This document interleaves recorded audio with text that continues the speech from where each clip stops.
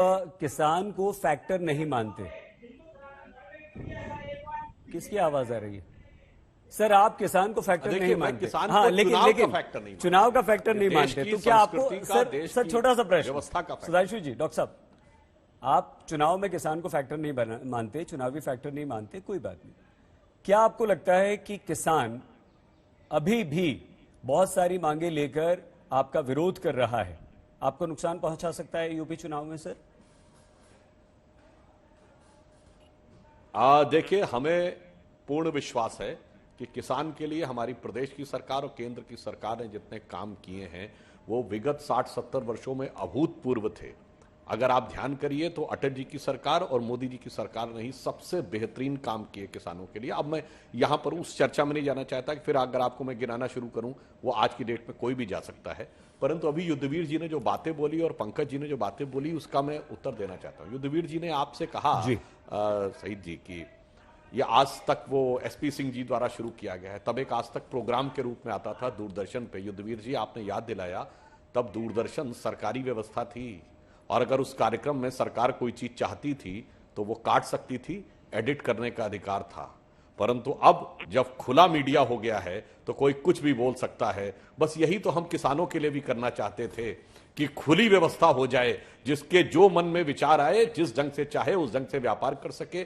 परंतु आप लोगों का आग्रह था कि सरकारी व्यवस्था वाली ही होनी चाहिए, जैसे तब एक आज तक एक प्रोग्राम था, आज आज तक इतना बड़ा चैनल है। कोई बात नहीं, उस पर आपका विचार स्वतंत्र है। आपने कहा राजनीति में हम किसी प्रकार का हस्तक्षेप नहीं करना चाहते। बिल्कुल, हमें याद है हम लोगों के बचपन में चौधरी महेंद्र सिंह टिकैत साहब किसी राजनेता को अपने मंच पर नहीं आने देते थे, साफ साफ मना कर देते थे, किसी को नहीं आने देंगे। वैसे जहां तक मुझे याद है, शायद राकेश टिकैत जी चुनाव भी लड़ चुके हैं, तो चुनाव राजनीति की बात और चुनाव में प्रचार तो अभी कर चुके हैं जाके।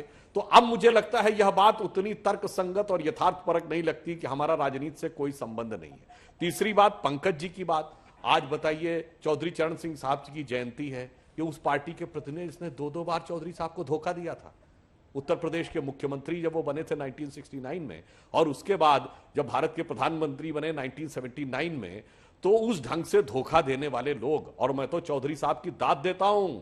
हमें अपने बचपन का याद है, इंदिरा जी की मृत्यु के बाद उपजी सहानुभूति लहर में उत्तर प्रदेश में 85 में 84 सीटें कांग्रेस ने जीती थी। एक बागपत नहीं जीत पाए थे क्योंकि वहां चौधरी साहब खड़े थे।